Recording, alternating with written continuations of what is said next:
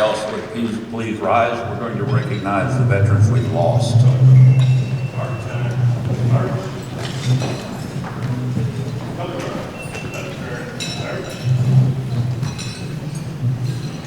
Color guard, hold. Color guard, present arms.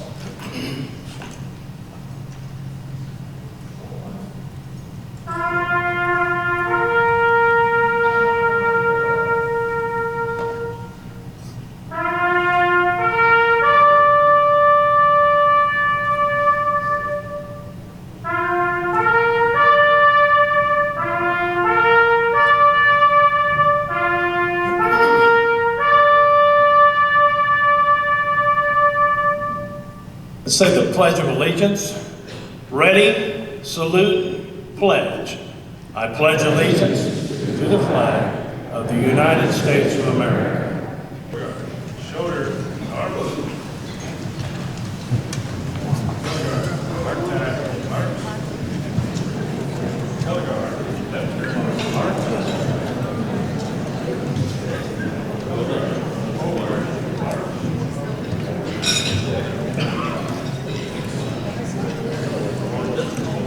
Let us pray. Our Father in heaven, we just thank you for Capitol Hill High School, Lord. Our teachers, coaches, counselors, and administrators. God bless America, land that I love. Stand beside her and guide her through the light from above, from the mountains to the prairie.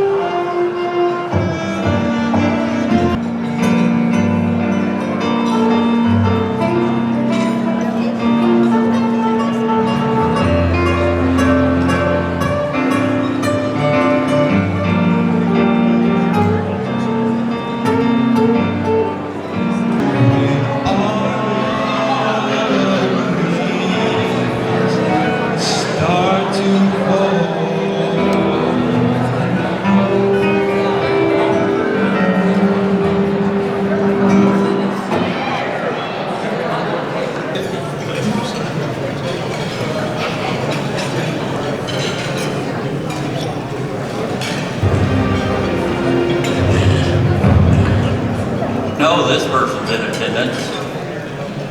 $750 award or prize, Cecilia Tannehill. Thank you, Bill. And now it's time for us to introduce our new inductees to the 2025 Capitol Hill High School Hall of Fame Association. First video, my friend Tony.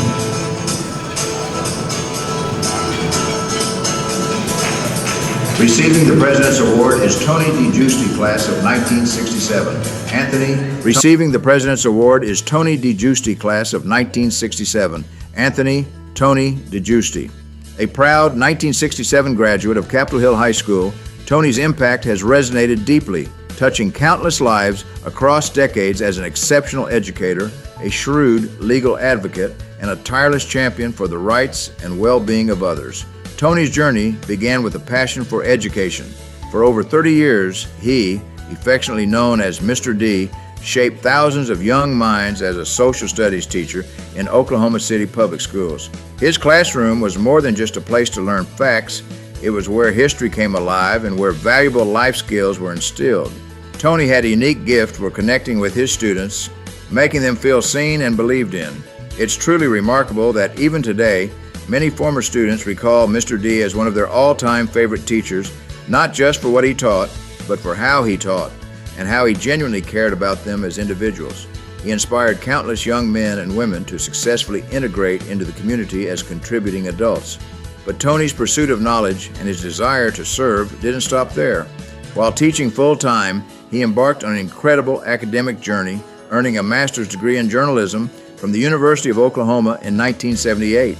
Then, with an extraordinary commitment to continuous learning, he went to law school at night, earning his Juris Doctorate law degree from Oklahoma City University in 1992. This legal expertise wasn't just for personal advancement, it became a powerful tool he wielded for the greater good. For an incredible 30 years, from 1992 to 2022, Tony maintained a law practice, providing pro bono legal assistance to numerous teachers, friends, and family. Whether it was navigating complex legal issues or simply writing wills, Tony often offered his services at a reduced fee, or more often than not, at no cost at all, even continuing this generous practice for teachers after his retirement. Tony's dedication to public education extended far beyond the classroom and into the realm of advocacy. He became a legendary trailblazer for the American Federation of Teachers. His involvement began early as the first field representative for OKC AFT from 1981 to 1987. He then served as a trustee and executive board member before taking on the monumental role of president of local AFT, that's a 2309. It was during his presidency in 1988 that the union faced a critical moment, teetering on the brink of losing its bargaining agent status for Oklahoma City public schools. Tony's leadership was pivotal. He stepped up, convinced members to stick with the union, and effectively saved the union, a feat that earned him the well-deserved moniker Mr. AFT. He also played a crucial role on the front lines, walking the picket line as a captain in the only true teacher strike in Oklahoma history in 1979. From 2003 to 2013, he served as the chief legal counsel for OKC AFT, where he represented the union in countless grievances and helped win significant court cases. His tireless and impactful advocacy for higher teacher pay and more funding for public education was rightly recognized just last year with his induction into the Oklahoma AFL-CIO Labor Hall of Fame. Tony's life is also rich with personal passions and connections. A published author of the fiction book The Beer Baron, he has also penned many non-published personal stories about his Southside upbringing and his beloved Capitol Hill High School. He is fluent in 2 languages, English and Italian, and proudly embraces his dual Italian citizenship, having traveled to Italy multiple times. He has remained deeply connected to his alma mater, serving as a dedicated member and chairman of the CHS Alumni Reunion Committee for multiple years, and often acting as the master of ceremonies for these cherished events. He's even preserved a piece of local history, bringing the monkey bars from his old Columbus Elementary School to his backyard. Tony DeGiusti is more than an alumnus. He is a beacon of integrity, an unwavering advocate, and a true inspiration. His life exemplifies the very best of our community, a man who dedicated his entire career and personal life to uplifting others and fighting for what is right. His legacy of selfless service and profound impact makes him an exemplary choice for the Capitol Hill High School Alumni Association Hall of Fame.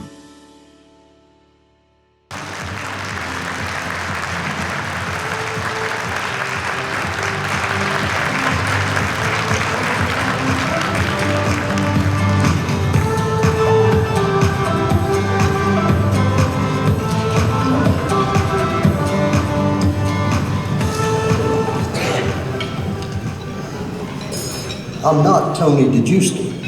This is Tony. Tony and I have decided to change things up a bit from the normal Hall of Fame acceptance routine by me giving Tony's acceptance speech, because I know Tony better than he knows himself. And as most of you would attest, Tony is much too humble to give himself the accolades he deserves. First and foremost, we want to thank all of Tony's family for being here to honor him today. And there are 3 tables full, 24. Family has always been the center of Tony's universe, and most all of them are here today. Tony is a loving husband to Janie of 48 years. Tony is a great father and role model to his 3 incredible children, Mike, Gina, and Lisa. Tony is a caring and protective brother to his 4 siblings, Steve, Tim, Cindy, and Angela, who sadly has recently passed away. Tony is a loving granddad to 3 precious grandchildren, Mia, Lucy, and little Leo. And Tony is a supportive brother-in-law and uncle. And last but not least, Tony is a devoted friend to many of his classmates from our Capitol Hill class of 1967. Thanks to all of you for sharing in Tony's honor today. I've known Tony for 64 years, since we first met in the 7th grade at Jackson Junior High. We have remained lifelong friends to this day, and my admiration for Tony has only grown over the years. Tony epitomizes the virtue of service before self. Many of us have observed Tony time and time again, whether it be in his distinguished professional career or personal life, give of himself for others in need. Tony never asks anything for himself, but always seeks to improve the well-being of others. All of you have just watched the video of Tony's lifelong professional achievements. They are truly remarkable, and certainly those career accomplishments as a very effective public school teacher, an accomplished attorney, a teacher union icon, and a published author make Tony an easy choice for the CHHS Hall of Fame. But in addition to his professional legacy, his legacy of pride, loyalty, and commitment to CHHS as a proud 67 graduate elevated him even more to be inducted into the Capitol Hill Alumni Hall of Fame. Throughout his life, Tony has remained a loyal CHHS Redskin and stayed connected to his beloved high school. Tony's family and friends will tell you that Tony is passionate and prideful about being a Capitol Hill alum and Southside guy. Tony and his 4 brothers and sisters, and his dad, a first-generation Italian that spoke 2 languages, and his mom, a Kansas farm girl, were the epitome of a blue-collar Southside family in the 60s. The DeGiusti family lived in a small frame house at 2704 South Brock Drive for 35 years. Tony was a product of Capitol Hill, Oklahoma City Public Schools. And that's the school district Tony choose to teach in for over 30 years. And the Oklahoma City school that Tony taught at, Roosevelt Middle School, was of course in South Oklahoma City. And of course, Tony and Janie raised their 3 children in a home in South Oklahoma City. And of course, to this day, Tony and Janie still live in South Oklahoma City. For years, Tony has worked on the CHHS 1967 Class Reunion Committee, along with Gary Taylor, and often served as Master of Ceremonies for several CHHS reunions. Tony truly cherishes his lifelong friendships with his Capitol Hill classmates. Tony has never lost sight of his Southside upbringing and has written many stories about his life growing up in South OKC and his days at Capitol Hill High School. The many stories he has written capture the culture and essence of Capitol Hill and life in South OKC in the 60s better than anything I have ever heard or read. One of my favorites is a quote from Tony's article he wrote for the class of 67's 25-year reunion, describing how high school kids from other schools and other parts of the city perceive Capitol Hill kids. I'm quoting Tony from his article titled Our Town. Quote, I tried to explain to my friends from different areas of OKC what it was like growing up in South Oklahoma City and going to Capitol Hill High School. I tell them this: kids from other high schools and parts of the city either disliked us, admired us, pitied us, feared us, but no doubt many wanted to be just like us. And no matter where you go, if you run into anyone from the 60s who was a Capitol Hill grad, there's an instant bond, maybe a trust, something that goes unsaid. but both of you know that there's something special between you." End quote. I want to read one more excerpt from one of Tony's stories about growing up in Capitol Hill that gives me the chills every time I read it. This is from the story titled "Census of Our Youth." Again, I'm quoting Tony. "I still experience the census of my youth, and I know you do too. The sights, the sounds, tastes, smells, and the feel of our town, Capitol Hill. I remember feeling the warmth on winter mornings as my 4 brothers and sisters and I huddled around the wall heater in the living room of our small frame house before getting ready to walk to school.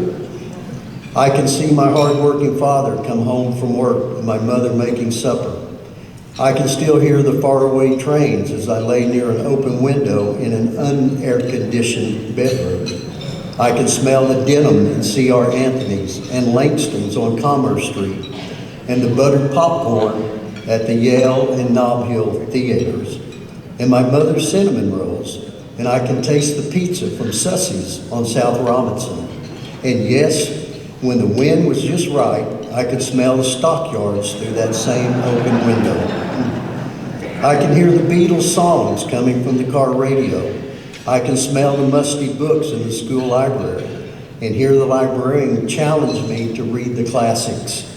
I can feel the crisp autumn air and hear the drums in the stadium on Friday night. I can feel the stifling heat in the unair-conditioned field house on graduation night. I can feel the nervous knot in my stomach when I ask a girl for a date.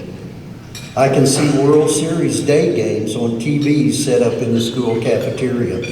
I hear the theme songs from Bonanza, Gunsmoke, I Love Lucy, Ozzie and Harriet, and Neil Armstrong telling me about one small step for man, and Walter Cronkite telling me our president, John F. Kennedy, is dead.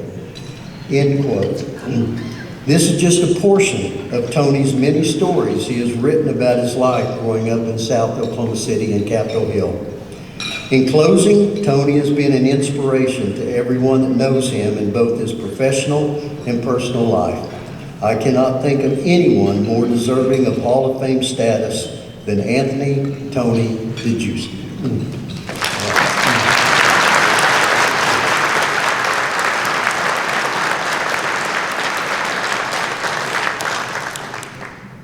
Thank you. I'm so grateful for this honor. You guys are the best. That's it.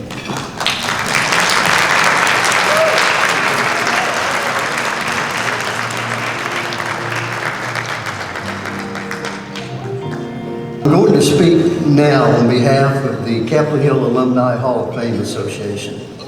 One of the missions of the Capitol Hill Alumni Hall of Fame Association is to assist current Capitol Hill students with opportunities to pursue a post-secondary education, whether that be with a college or vocational technical school. These scholarships are made possible through scholarship endowments and scholarship donations from Capitol Hill alumni, or anyone else for that matter, that wants to help deserving CHHS students have a chance to pursue their post-secondary goals. Our Alumni Association partners with the Oklahoma City Community Foundation to administer these scholarship funds. One of the recipients of a $2,000 Alumni Hall of Fame Association scholarship is with us today. She is a recent 2025 spring graduate of Capitol Hill High School, and her name is Cyan McCaughtman. Is Cyan, are you, I think you're here. There she is. Give her a round of applause.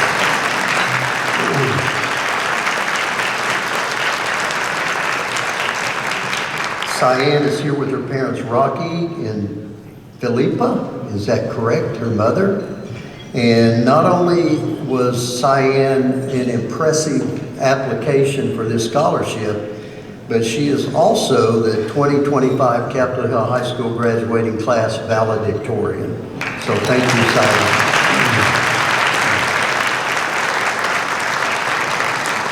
Thank you. The CHS Alumni Hall of Fame Association would encourage and appreciate any of you donating to the Scholarship Fund or other CHHS Alumni Hall of Fame Association's general fund, which is used to help fund this incredible Hall of Fame banquet and other missions and projects of the association.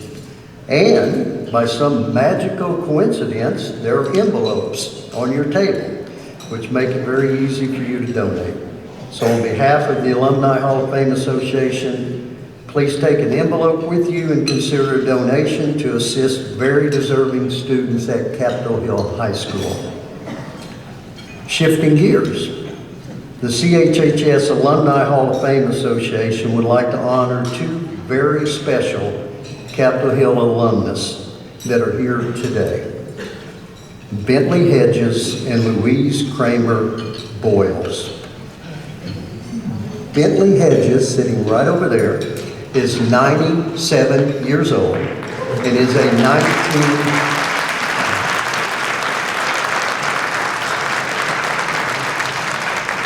Bentley is a 1947 Capitol Hill graduate. And Louise Kramer Boyles is 98 years old and is a 1946 Capitol Hill graduate.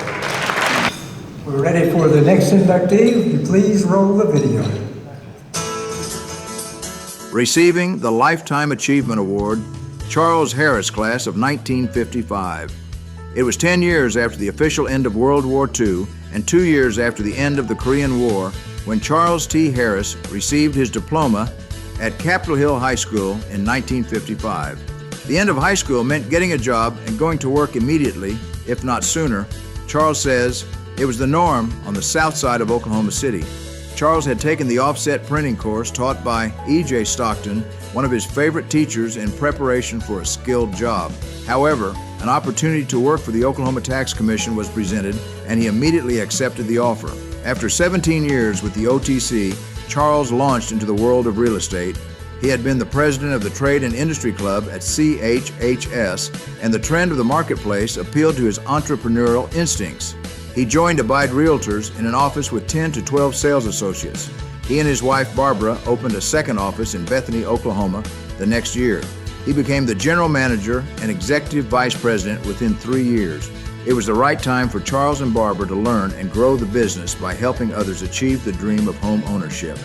Charles believes it is the hedge against inflation. Charles' optimism, humor, and genuine desire to help people, go Redskins, helped the company to grow to 280 sales associates in 19 offices in the Oklahoma City and Tulsa areas in less than 10 years. For 14 years, Barbara was the top sales associate with residential sales above $7.5 million. Charles recognized the need for realtors to be motivated to think positively, think outside the box, and achieve their potential through education about the industry. Consequently, as Charles began educating and motivating his sales associates, the Abide Academy of Real Estate was born. The Academy addressed the needs of the customer as well as the needs of the sales associate in all aspects of sales, industry knowledge, financial methods of acquisition, and personal growth. In 1984, Charles purchased Abide Inc., which was the largest independently owned real estate company in Oklahoma. In 1986, he was elected to the National Association of Realtors Board of Directors.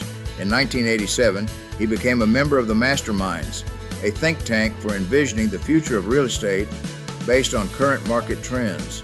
In 1989, he was awarded the National Association of Realtors Omega Tau Rho Medallion of Service Plaque for Abide.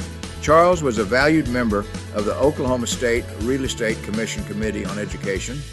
Today, Charles enjoys a relaxing and well-deserved round of gin rummy with his friend Max and sons Kurt and Brad.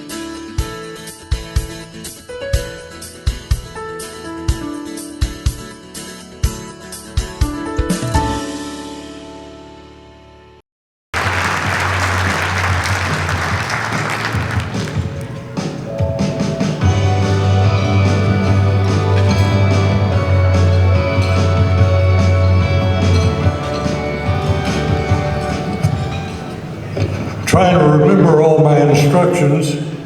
Stand up straight, hold your shoulders back, and don't fall down. It's It's really an honor to be standing here with you today. Of course, at 88, it's an honor to be standing anywhere.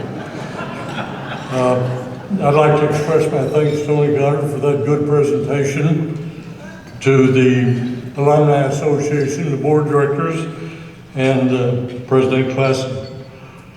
Over the years, I've watched the wonderful people who've received these honors, athletes, singers, musicians,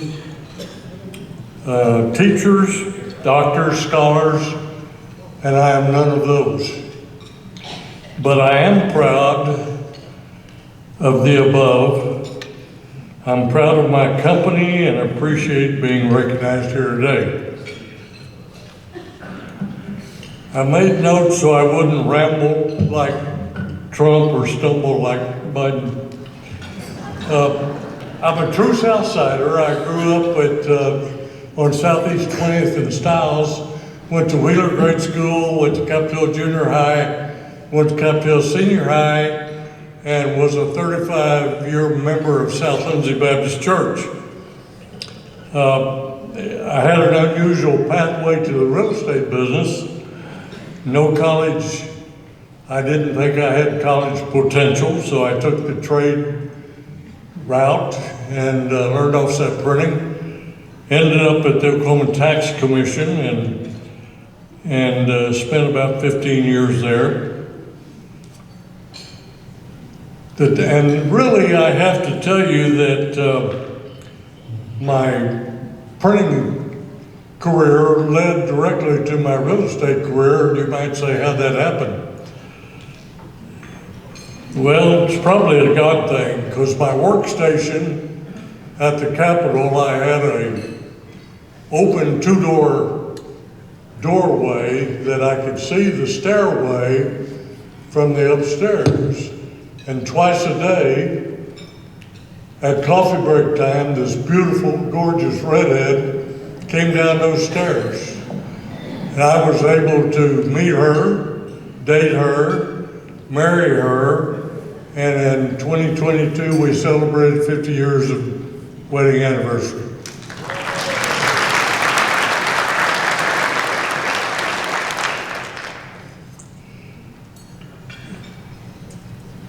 Barbara was, we both worked at the Capitol, and she got interested in real estate and went into real estate 1 year ahead of me, and I followed her. And I have to tell you that she was the heart and soul of our company. She never wanted to manage. She was in sales, and she was still selling in 2022 at 85 years old. Her sales record was an inspiration to the entire company and really to the industry. Not many people in Oklahoma who don't know her name.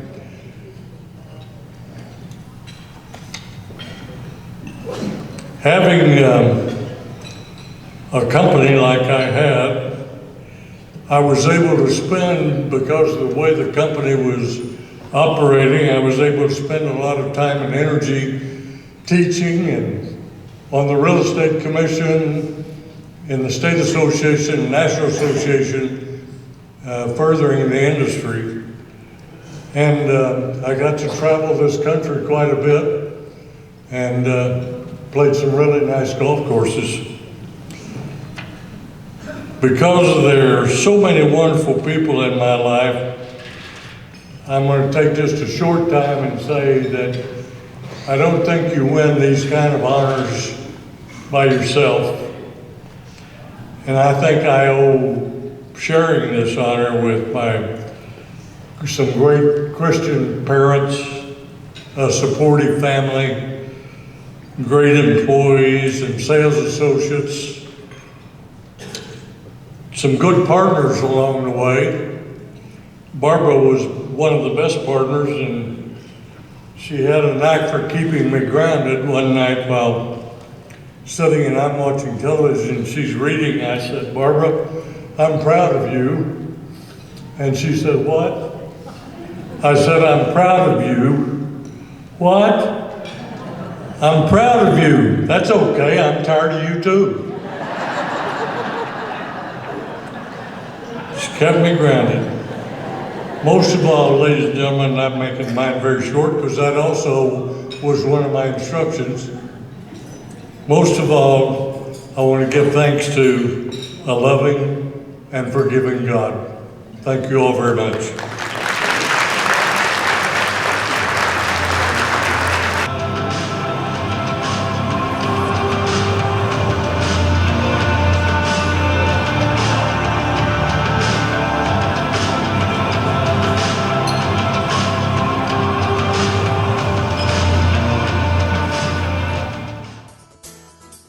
Receiving the J.W. Mashburn Community Leadership Award is Robert Henson, class of 1965.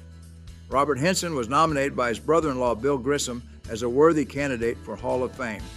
From Columbus Elementary end-of-school field days, Robert loved sports competitions. As a freshman at Jackson Junior High, he participated in football and track and was able to play with CHHS C squad football team. In his senior year at CHHS, he finished third in state in the high and low hurdles. Since then, he has coached thousands of students and influenced countless others in peer relationships.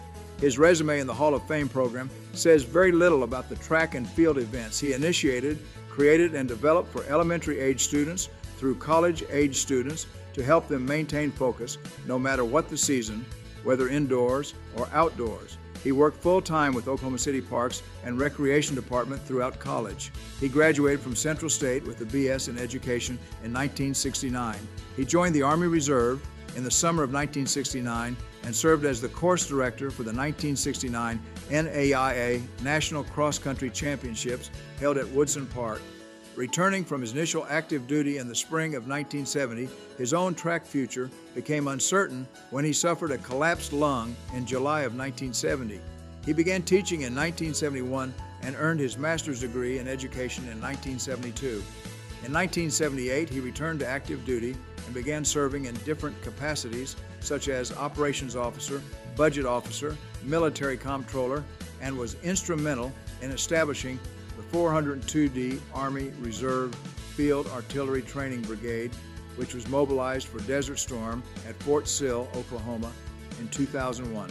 He was reassigned to Headquarters, 5th U.S. Army, Deputy Chief of Staff for Personnel as a Strength Maintenance Officer traveling throughout 6 southwestern states preparing Army Reserve and National Guard units for mobilization and deployment missions. He was then reassigned as the Assistant Chief of Staff, 89th Army Reserve Command, cooperating and coordinating with the strategic planners at the Army Command and General Staff College, both assignments in Kansas. This program prepared units to engage, de-escalate, negotiate, and avoid being trapped by the native population. This initiative was deployed and implemented during Desert Storm.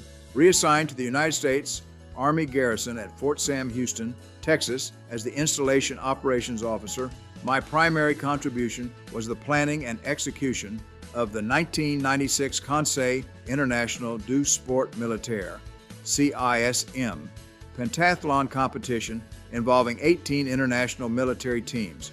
Competition consisted of pistol marksmanship, fencing, running, swimming, and equestrian skills.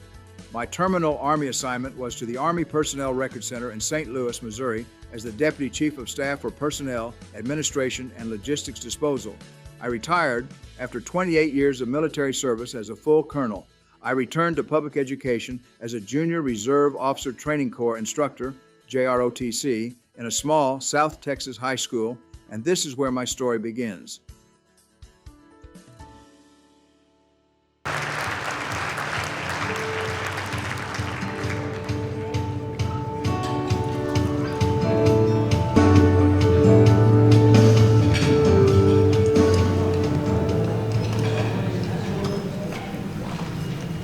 I want to say to everyone, thank you. The selection committee, thank you very much. I have to thank, not have to, but I want to thank my brother-in-law, Bill Grissom, being honored last year. And he thought my story was significant enough that he encouraged me and stayed after me until I submitted some thoughts to him about this award. So I am very, very thankful to the selection committee for this honor and recognition.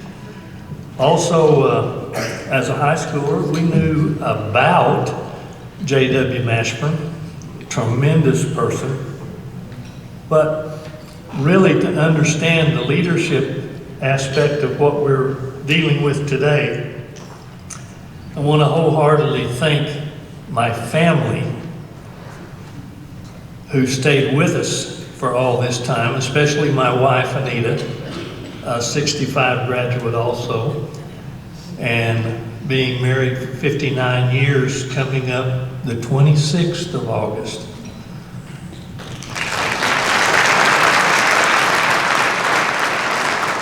I also want to recognize those two veteran sons, Kyle and John, over here. And together, after 27 years, 11 months, and 22 days, the Army said, go home. And so I had to reacquaint myself with the family activities. Wasn't quite ready for that. So I went back to education, and I didn't want to bring up the fact that I did teach and I coached for the enemy at Del City and Midwest City. But we had a lot of great kids.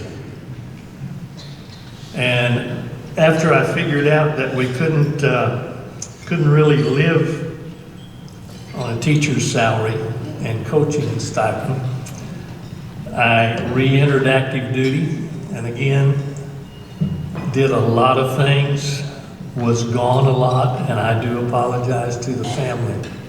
But they were with us all the way. Now, my story will begin as far as leadership with a lot of encouragement from the coaches that I had. A.D. Jacobson, I mean, why would the guy take a bunch of Okies to Fort Worth to run in a track meet? And I think it was to create some humbleness on our part. And we learned that real quick. But my oldest son, who was on active duty at the time, recommended that I take a look at JROTC. And I did, and I settled in a little South Texas town called Carrizo Springs, population 2,000. It was a real education in immigration policy, migrant students, and getting those students out of their sheltered little town of 2,000 into the world that they were going to have to compete in the future. So we had some very talented kids that just needed an opportunity to achieve. Again, thank you very much for the honor, and appreciate it.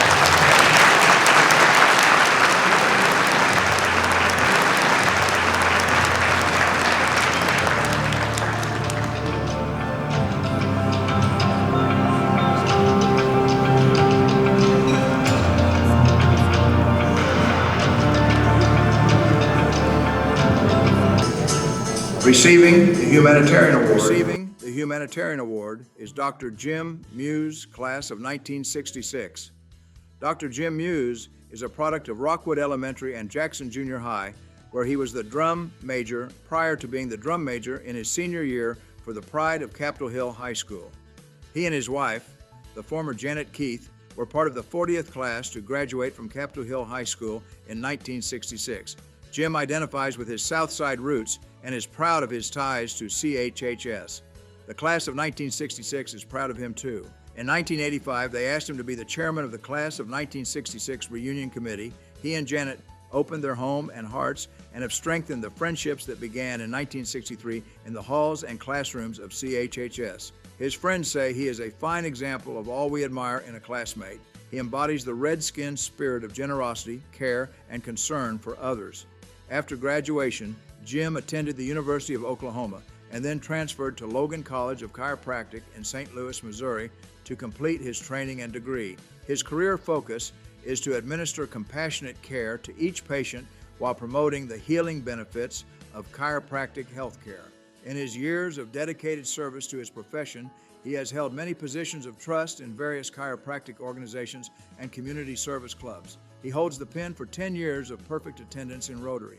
Beth Kidd, Executive Director of the State of Oklahoma Board of Chiropractic Examiners, states, his contributions have shaped policy, impacted the regulatory community, and reinforced public trust in the chiropractic profession. His accolades are well-deserved, as his accomplishments page in the program attest to. His leadership skills have blessed his family, friends, peers, colleagues, patients, and the greater Oklahoma City community. Jim is a man who has learned to listen. He is faithful, cooperative, and thoughtful in his decisions. Whether he was getting up early for band practice in the summer, working after school, or on the weekends, waiting on tables, or doing maintenance in Missouri, or coaching his kids' sports, the qualities of excellence, integrity, and ethical responsibility have inspired many, but especially his 3 children who have elected to follow in his footsteps to become compassionate chiropractic practitioners.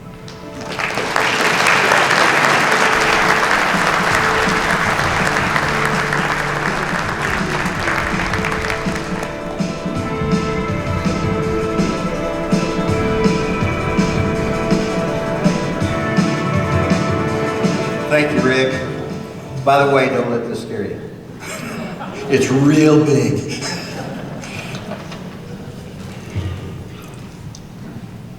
Sitting, listening to other recipients of the awards, I'm always in awe of anybody who speaks two or 3 languages. I have enough trouble speaking English. I want to go there, for I want to go there. There they go. There, instead of there they go. So there are a lot of things we do in Oklahoma that people wouldn't understand. I did have one first, and I was the first, and a lot of people here will remember this man, and a lot of you won't remember him, but I was the first legislative page for Jimmy Birdsong when he was elected to the state senate. So that's my claim to fame for being first. I was also, for 2 years, president of the South Oklahoma City Junior College Foundation when Ozzie was chairman of that particular organization. And back then it was lovingly called Sock Jock, if you remember. I was also for a year president of the Last Frontier Council for Central Oklahoma with the Boy Scouts. I want to thank Tony and Marla for the wonderful video. And Marla, you did me a disservice though, because that probably cut my funeral about half, because I'll probably use that. So you've seen it, no reason to come. Roy Vineyard called me and notified me that I was going to receive the Capitol Hill Alumni Hall of Fame award today, and I thought, that can't be me. And I even went back and looked to see if there was anybody else by my name, and there was not. So I guess you're stuck with me today. It is an honor to be standing here in a room filled with people who know what it means to be a Capitol Hill Redskin or Red Wolf. This school gave us more than education. It gave us friendships. It shaped our value. It taught us that we can take the kid out of Capitol Hill, but you can't take Capitol Hill out of the kid. Last week we had our class of '66 luncheon, and one of our classmates says, "Did you ever think about going anywhere else besides South Oklahoma City?"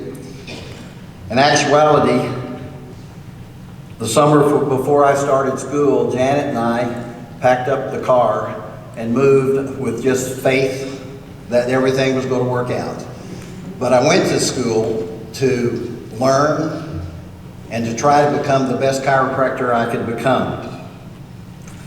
And matter of fact, in 1971, I graduated September of 1971. I graduated on a Thursday, and Monday morning I was practicing with Dr. Raymond Cook, who was my mentor and who was from the Capitol Hill class of 1956, I believe.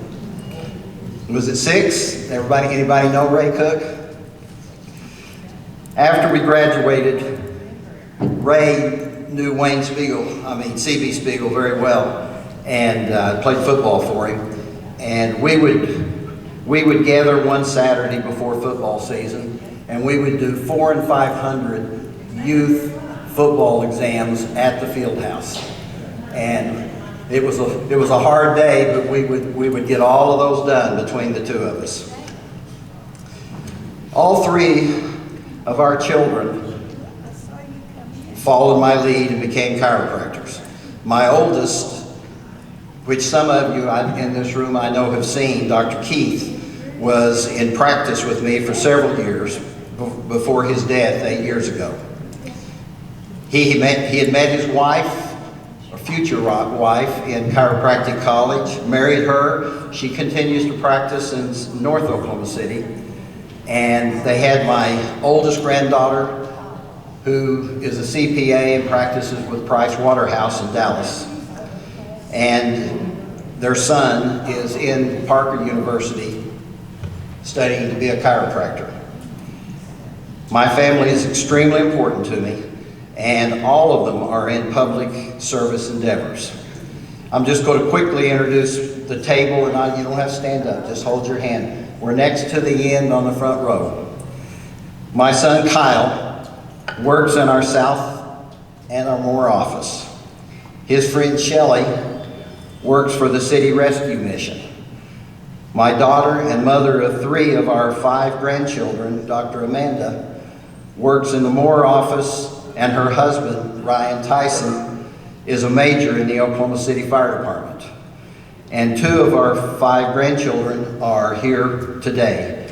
Avon, who will be attending the University of Oklahoma this year, and his friend Alexis, who attends Southern Nazarene University, and Andon, who's in the 8th grade in the Moore school systems. Most importantly, I want to thank my wife, Janet Keith Muse, who left college and went to work for Southwestern Bell in St. Louis and helped me both financially and with loving encouragement through school. And it continues today. We've been married 57 years, as the younger generation says, been together 60 years. We were high school sweethearts. My family's been my compass, my cheerleaders, and the reason I try to be a better person every day. Janet, you put up with my long hours, my big ideas, and my sometimes questionable wardrobe choices. Kids, matter of fact, this morning, she told me not to say this, but she doesn't want us to match, but she also doesn't want us to clash.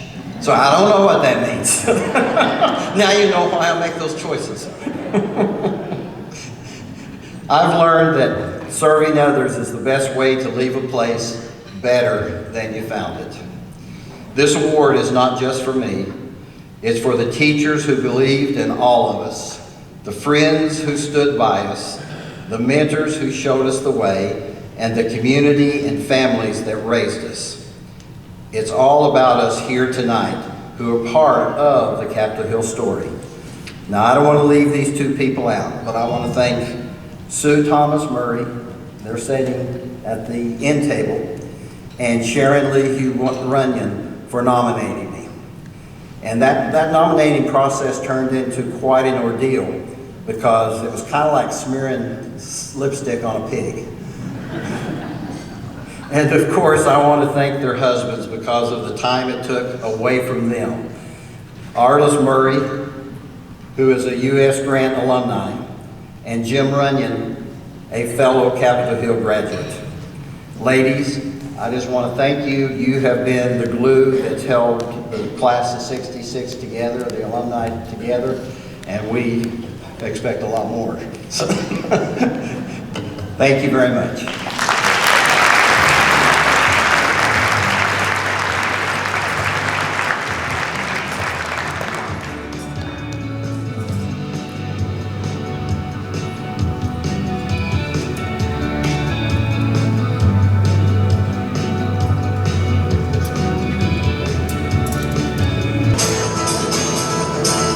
Receiving the Athletic Award is Chuck Jackson, class of 1987. Chuck Jackson is an Receiving the Athletic Award is Chuck Jackson, class of 1987. Chuck Jackson is an ambassador for Capitol Hill High School wherever he goes. In his 30-plus years as a highly valued employee for UPS, he has extolled his pride in his alma mater throughout his delivery areas. It is not surprising that he has met proud alumni along the way. Living near the high school was rousing on the mornings the band had early practices around homecoming time in preparation for the parade in Capitol Hill. Seeing the stadium's lights at night and hearing the roar of the crowd as the game got underway was always exciting. Getting to go to the stadium and see the team in action was a thrill for Chuck as he waited for his turn to step onto the field as a Redskin. He was in the 6th grade when Coach Norman Cobbin, an alum of 1965, said, "I'm going to make you the next Chebon Dacon." Chuck attended Rancho Village Elementary and F.D. Moon Middle School until at last he was at CHHS. His years of dreaming he was a Redskin were over. He lettered in 5 sports and did his best to demonstrate the pride he felt in being a Redskin on the playing field, in the classroom, and among the student body. He was the team MVP in football and the District 4 A6 first team quarterback. He represented CHHS in the All-City baseball game held at 89er Stadium. In swimming, he was again the team MVP and represented CHHS in the All-City breaststroke and backstroke. He was a pole vaulter and on the basketball team. Coach Mike Burris remembers Chuck as a dedicated athlete of the highest character, well respected by both students and faculty. Susan Arnn, another former faculty member, agrees he was an outstanding student athlete. Carla Tannehill recalls that in the student council, he was a positive influence among the student body, a particularly uplifting presence for the coaches. Chuck's siblings describe him as unwavering in his belief in CHHS. He revamped the Booster Club in 2015 by reaching out to alumni athletes of every decade. He has become a member of the Kiwanis Club of CHHS and the CHHS Alumni Association, encouraging members of both organizations to collaborate with the Booster Club's efforts to support athletics at the Hill.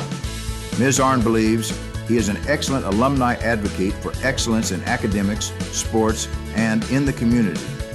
He has been a member of Asbury Methodist Church for over 50 years, serving at various times as youth director, worship leader, and member of the Pastor Parish Relations and Youth Finance Committees. Ms. Tannehill sums it up, he has been a dynamic influence in giving alumni a renewed sense of pride in their school. We need more people like Chuck working to improve our community and school.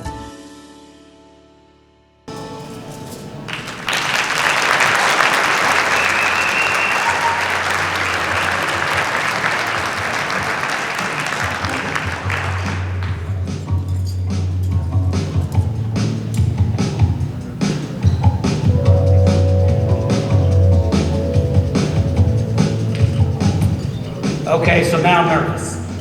Not because of the speech, but I know Coach Burris is sitting in the crowd and he saw that picture of me holding the football like I was holding it like a loaf of bread. And he's, you know, after a game at Capitol Hill, a particularly bad game I had where I had a couple of bad fumbles, he made me carry around a football all week in school, keeping it tucked, and I'm afraid he's going to make me carry a football at UPS all next week. When Roy Vineyard gave me a call to tell me I was being inducted, I thought he was asking me to volunteer the day of the banquet to help out. And he had to keep saying, "No, you are being inducted." So I thought, wow, you know, what a great honor it is to be inducted into the Capitol Hill High School Alumni Hall of Fame. All the great names that come through Capitol Hill, Brooklyn Dodger, LA Dodger Don Demeter, Chebon Dacon, Wanda Jackson, no relation because nobody in our family can sing at all. But I wanted to say thank you to the entire Capitol Hill High School Alumni Board of Directors, Rick Fisher, Rick Claxton, the Render Lukes, Marla Mallory, Tony Goddard, the video you put together. Working with these guys through the Booster Club has been a great deal. We work together often on different projects, and it's always great to work with those guys. I'd like to acknowledge my kids that are here today supporting me. My daughter Victoria, who just graduated from Murray State in Tishomingo, she joined the rodeo team, walked on the rodeo team, and never was a rodeo person, is that what they call it? She made the rodeo team, was a barrel racer, and they always wanted to come up and pat me on the back. I was like, I had nothing to do with that. We were not riding horses on the south side. My headstrong, opinionated, beautiful daughter, Maddie, hardworking, opinionated, hard-headed, did I say that already? My daughter Ava, which Maddie's gonna be a senior this year, my daughter Ava, my creative, artistic, but she gets hangry, so be careful. I think she's already ate, so she's okay. My son Cameron, who my mom warned me about, she said, you're gonna have a kid that's just like you, and have fun with that. Cameron, I love you very much. And my bonus son, Jace, he is not my son by blood, but I love him just the same. So thank you, Angela Moray, for bringing him here today. I really appreciate that. I'd like to continue my thanks with Miss Orange. She was the one that nominated me. Miss Orange was my geometry teacher. Very integral part of me graduating from Capitol Hill. And she nominated me this process along with Mike and Vanessa Burris, who helped out. My brother Andy, my sister-in-law Heidi, and my sister Carrie, who also helped in that process. And in the kind words from Carla Tannehill in that video, I really appreciate that. Special thanks to Tammy Neely. She helped me with all the logistics and all the things leading up to getting inducted to the Capitol Hill Hall of Fame, so I appreciate you for that. I always say it was truly meant for me to be a Capitol Hill Redskin. My mom was a Blackwell Maroon. My dad grew up in Durant, Oklahoma, where he could get radio games from Oklahoma City of a pretty good football team, Capitol Hill, and he always dreamed of playing football for Capitol Hill. When he was about a freshman in high school, my grandma and grandpa moved from Durant to Oklahoma City, so my dad thought, here's my chance. I can go to Capitol Hill. Much to his horror and shock, they ended up living on North Classen, and he became a North Sider, which was double horror. And he graduated the early 60s, and so a lot of you from that era knew about cruising Holly's Drive-In. How many people here was cruising Holly's Drive-In back in the day? And as would happen, the North Siders and South Siders would kind of commingle on accident, and there'd be a fight or something along those lines. And my dad always said he hated fighting the boys from Capitol Hill because, one, they were really tough, they fought fair, and he felt like he was more one of them than he was a North Sider. But I think both of them, my mom, she was a volunteer at Capitol Hill in the Booster Club from 78 to 94 with all my brothers and my sisters. So watching her and her volunteer at Capitol Hill, her staunch stance on Capitol Hill, you did not talk bad about Capitol Hill. If there was a bad article in the newspaper, she made sure they got 5 articles of positive news about Capitol Hill. So I've just really kind of followed in her footsteps in my volunteer work at Capitol Hill. And I'd like to say both my mom and dad would both get a pretty big kick out of me being elected to the Capitol Hill Alumni Hall of Fame. Growing up right there in Rancho Village, my early heroes were Capitol Hill football players. Hearing the names on the loudspeakers, Wendell Marzette, Ray Santiago, Johnny Wofford. Later in school, I wrote papers on Jack Van Poole and Chebon Dacon.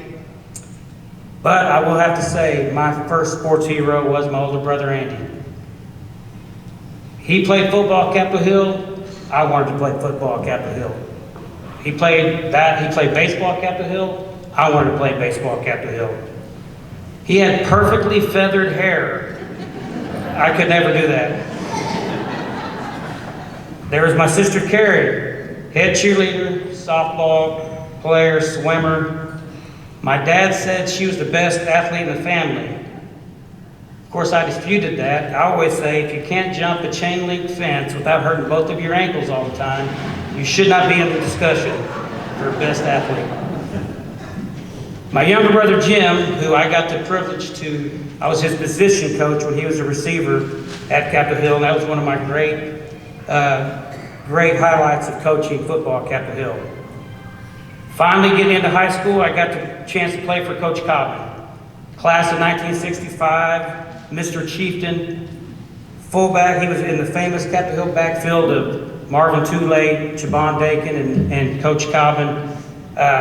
Going to open house all those years as a kid with my older brother and sister, he always told me, I'm gonna make you into a football player, I'm gonna make you into the next Chebon Dacon. And I've always, loved the name Chebon Dacon. He was always a hero of mine, and finally getting to meet him. I got to take my son to meet Chebon Dacon a couple years ago at a art opening here in Oklahoma City, and just couldn't be a nicer guy. So I really always did enjoy my talks with Chebon Dacon over the years. My coach Joe Vladovich, who's not here today, but he was my first teacher. He was the first day of class, my first teacher. He was my first position coach in football. Later, he was my colleague. I got to coach with him at Capitol Hill, and he was always such a good friend to me and a father figure. And he's not here today. He had knee surgery, and I told him, I said he'll do anything to get out of wearing a tie. Coach V was the one that said I need to go out for basketball. So going out for basketball, getting to play for Oklahoma Hall of Famer, Capitol Hill Hall of Famer Donnie Tooley was quite an experience. There was one practice where I got matched up against a senior named Keenan Ramsey, who is about 6'9", and I tried to go up and block his shot, and Coach Tooley pulled me over to the sideline and said, don't ever let me see you try to block a shot again. And if those of you who know Coach Tooley, it was in a lot more colorful language than that. I got to play baseball for another Capitol Hill Alumni Hall of Famer, Coach Best. His other claim to fame was he caught me one time trying to sneak into the football stadium and gave me a swat. I got to pole vault for Coach Burris. And you say, how in the world do you pole vault for Coach Burris? He walks by you and says, be in practice this Friday, you're going to be a pole vaulter. And that's how I literally became a pole vaulter. But it's genius when you think about it. He gets a couple of football players who gets to run all day, stay in shape. And if they accidentally make a jump, extra points that he wouldn't count on. So it was great to see him work as the great technician that he is in track. And then my reluctant opportunity to become a swimmer at the next to last football game, my junior year, I tore up my shoulder, so I didn't get to go into basketball. So Coach Cowboy took the opportunity to say, hey, just come to the swimming pool. We're just going to have you work your shoulder out a little bit. And next thing I know, he's dangling a pair of Speedos in front of me saying, I need you to swim this week. He had that way. If you guys know Coach Cowboy, he was definitely persuasive to get you to do things you didn't think that you would ever do. I'd be remiss if I didn't mention some of my friends that are here today supporting me. John Shigaris, who was there for me, my best friend, day one, freshman year of school. We didn't like each other much the first day we were there. He was from Capitol Hill, I was from Moon Middle School, and they always put us together to hit each other, and we made sure when we hit each other, I don't like you, you don't like me, and then, of course, we both walked away with, I think, still a crick in our neck from those early days of football practice. But he was there for me. He's been at UPS 30 years, so we've both been together at UPS for 30 years together. I love him just like a brother, and I really appreciate you guys coming here. Darren and Scott, I know you guys got up really early today for this, so I really appreciate that. Coach Cowboy, when he retired my senior year, Coach Mike Burris took over as the head football coach at Capitol Hill. I was going to Oklahoma City University at the time, and he called me up and said, would you like to come coach, be my quarterback's coach? And I accepted, and that was one of the best decisions I ever made. I got to go on the other side, being from an athlete, going to coaching at Capitol Hill, and that started a 10-year run of volunteering at Capitol Hill as a coach, and getting to see Coach Burris work with that team. When he first started in 1988, that team was 0-10 that first year, and he turned that team into a state playoff team. And ended up Capitol Hill football being ranked 10th in state. But it was getting to work with Coach Burris, Coach V, Phil Garver, and myself. That right there, the watching the film, the conversations we had in the coach's office should have been recorded because they were really hilarious most of the time because that was a really good time.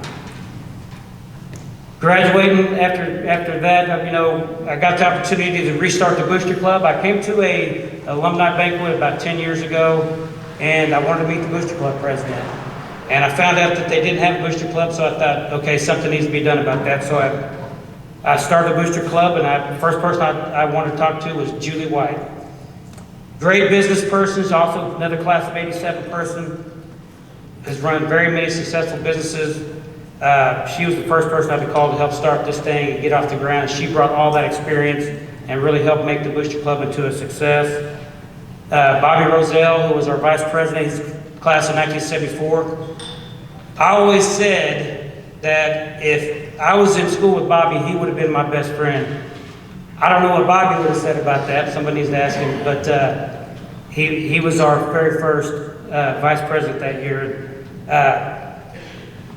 I stole from the class of 87. I got Jennifer Stallcutt, Alicia Hertlein, and Anna King all to join that Booster Club, and it really turned into a successful process. And COVID kind of hit us a little bit, kind of knocked us back, but we're building back pretty strong with the Booster Club. Later, I got to add Cecilia Sirius-Ombath, Lori Anderson, Cindy Johnson, and Fred Hamby. They're our current officers for the Booster Club. They do a great job for us, and they're helping out here today at the Alumni Association.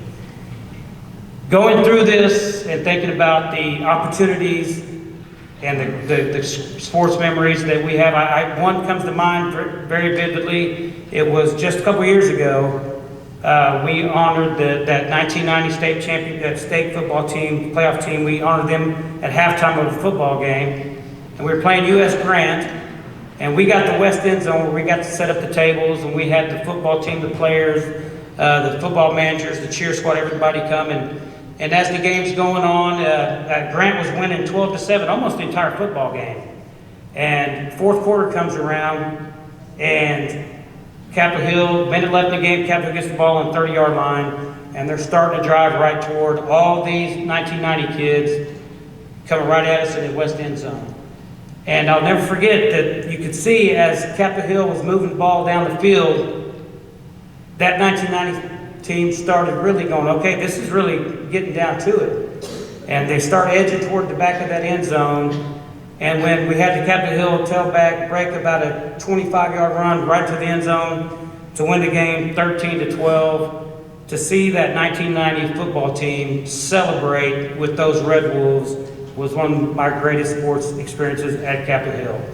It shows me that the alumni from Capitol Hill can support their classes and be a Redskin, but they can also support the Red Wolves, and I think that's very important. One other story I didn't plan on speaking about was the Capitol Hill student, Cyan, that got honored today. And it made me think of something that happened 2 years ago. The Booster Club funded a 2-day volleyball camp at Capitol Hill. So I was there, I was working during the summer, and I asked the coach, I said, would you mind if I bring my daughters along? My daughter Maddie was just starting volleyball, had never played before. And she said, sure, bring them up to the camp. And of course, Maddie brings Ava along, who is not the most athletic child I have. But I'll tell you this, that girls' volleyball team took my girls under their wing like they were one of them, knowing that they wouldn't play one match for them. And Cyan, you were one of the main ones that were cheering them on. It took Ava about a day before she got the ball over the net, but when she did, you girls really made it like she had just won a volleyball championship. That shows the character of the kids that are there at Capitol Hill right now. And Cyan, you were a huge part of that, and I'm awfully proud that you're here today, and I'm awfully proud that you got that award that you did. I'd like to end with this, and it's kind of relevant because the whole building being torn down, the field house being torn down, it's, I hate to even say the words, but this is from a student. This was written by, a poem written by a senior of Capitol Hill in 1927. So just context, 1927 to last year in the old high school, coming to the new school, 1928, the new building. And she said, this is how her poem goes. When school's last days are over and we bid you all farewell from our kind and friendly building, from the teachers we love so well, we'll sail happily out from the harbor on the unknown sea of life to see the role that fits us and take our place in the strife. When our own ships have carried us far on life's adventurous way, we'll not forget you, Capitol Hill. No, not for the length of a day. But always we will remember the joys that came to us all in the days when we mingled together in the shadows of your dear hall. Whatever unfolds before us on that rough and billowy sea, we'll strive to be brave and strong and true, just as you taught us to be. Through fair and stormy weather, your standards will carry still, and our hearts will often come back to you, O Capitol Hill. Thank you, and here's the alma mater.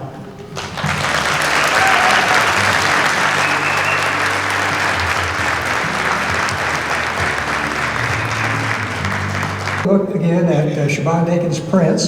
85% of everything that is sold here tonight will go to Chebon to help him through this situation that he's going through right now. And it certainly has been a pleasure to be here with you tonight. And just a tribute to Marla, Smith Malloy, and Karen Caldwell, and thank you for Roy Vineyard for storing those vases and flowers all year between the banquets. And thank all of you for coming tonight. It's just been a wonderful experience. When I followed J. Don in this position, I told him that I thought probably 3 years would be a good length of time for me. So this will be my last year. We'll hand it off to Roy.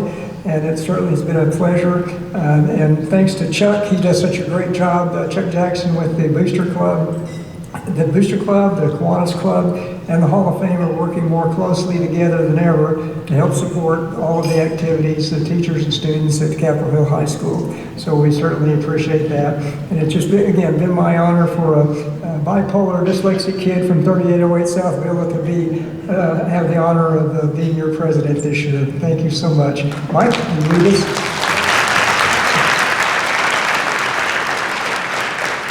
Please stand for the alma mater. Join hands if you'd like to.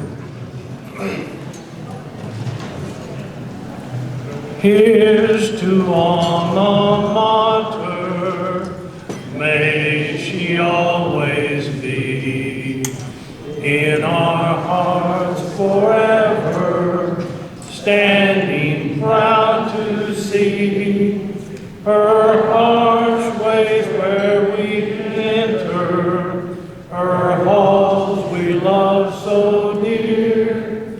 So here's a song to CHHS alma mater. Hail! Remember to keep August 15th, 2026 on your calendar. We have reserved this room for our 100th year Capitol Hill High School celebration at our 27th Hall of Fame banquet. Thank you for coming.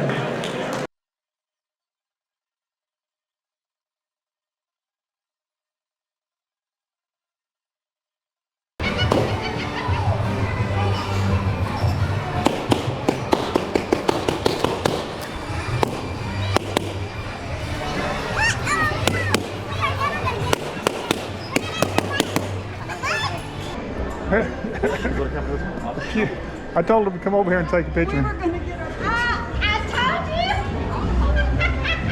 Here, you know what? Here. Neither do you want us.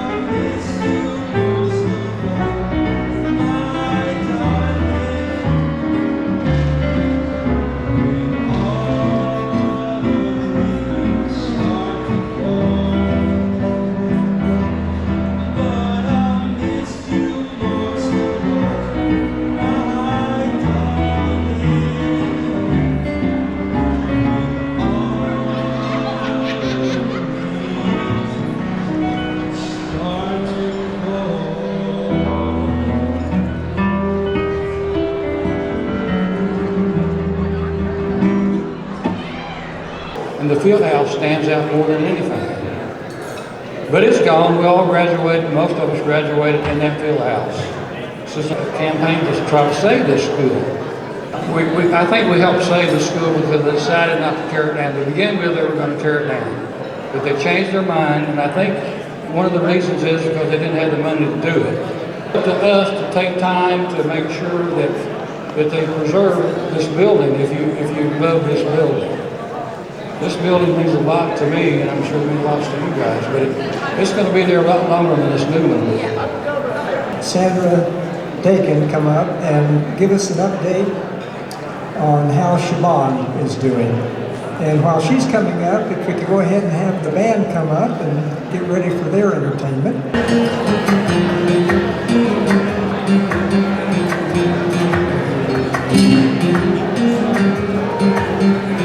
Good afternoon, everyone. My name is Bill Rindle. I graduated the same year from Capitol Hill as Chebon. Well, here several months ago, Chebon had a very serious accident. He and his sister were planning on an art show, making plans for an art show at OU in October. But I got stumped. Oh, thank you. I'll try my best to get through this without tears. It's been a long journey, but first of all, our family wants to thank each of you for every card, every donation, and most of all, for every prayer. We have had prayer chains from coast to coast, from every border. The prayers have come in, and I know, and you know, that the only thing that has saved Chebon has been those prayers. Underneath all the burns, all the pain, is still our tough quarterback, our fancy war dancer, and our artist. His body is terribly burned. As he was saying, I was there with him. And so those of you that contribute to the art and take some of it home today, God bless you, and I thank you. I thank you for it, because I just don't think there will be any more art. He's so badly burned. So, in our hearts, those of you who loved him and went to school with him, in our hearts, we'll celebrate him this afternoon. Thank you so much.